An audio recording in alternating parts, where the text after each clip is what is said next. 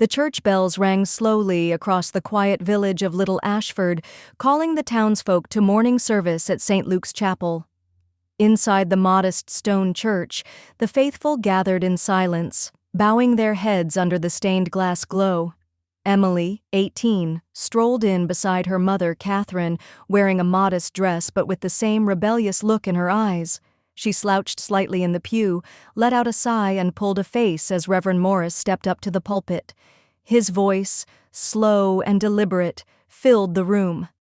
This morning, we reflect on humility, grace, and the wisdom of stillness. Emily leaned toward her friend Abby beside her and whispered, "Stillness? I might die of boredom before Grace gets here." Abby snorted under her breath. Emily smirked. Catherine glanced sideways, a silent warning. But Emily wasn't done. When Reverend Morris launched into a longer passage, she cupped her hand and mimicked his voice. "And thus the Lord did... Oh my God, just get on with it," she whispered dramatically. Another stifled giggle, a few older women turned in their seats, and Reverend Morris paused his sermon briefly. Catherine's hand gripped her handbag tighter. She didn't say a word. Not yet. The short walk home was silent. Even Emily, usually full of jokes, felt the tension following them like a storm cloud.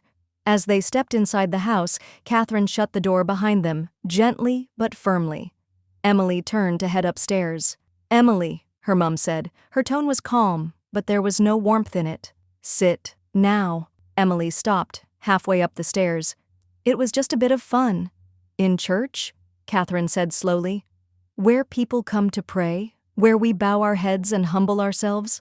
"Mum, you're overreacting. It's not that deep. You mocked a man of God, you distracted others, and worst of all, you acted like no one taught you better." Emily folded her arms. "So what? I'm grounded?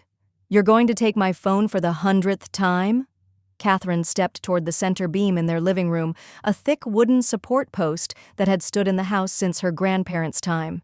She pointed at it. "Stand there, hands on the post." "Now." Emily blinked. "Wait, you're not serious? You want to act like a mouthy little girl in church? Then you'll be treated like one. Hands on the pole." "Hi." "Mum, I'm 18. Then stand like a woman. Own your behavior. Arms up." After a pause, Emily slowly walked over. The silence was louder than any shout. She stood in front of the post, her palms resting against the cool, solid wood. Then she slowly raised her arms up, fingers spread, placing her hands higher, her back now exposed and tense. Higher. She obeyed, her cheeks reddening. Her mother came up behind her and spoke with calm precision. "This is not for punishment's sake. This is for your future. Because if you grow up thinking it's ever okay to mock people trying to do good in the world, you'll ruin your name before you've built one." Then spank, a flat, firm strike across the bottom. No hesitation. Emily gasped, more from shock than pain. 1. "For the church you disrespected, spank." The second was harder. Emily's hands gripped the beam tighter. 2. "For the mother you embarrassed." Catherine stepped back, letting the silence settle in. Emily lowered her hands slowly, eyes wet, her chest tight, not from pain but from the shame of knowing she'd truly disappointed her mother. A few hours passed. Emily sat in her room, quiet, thinking. On her desk was a piece of paper and a pen. Her mother had left them there with no instructions. She already knew what it was for. So she wrote, "Dear Reverend Morris, I want to apologize for my behavior in church today.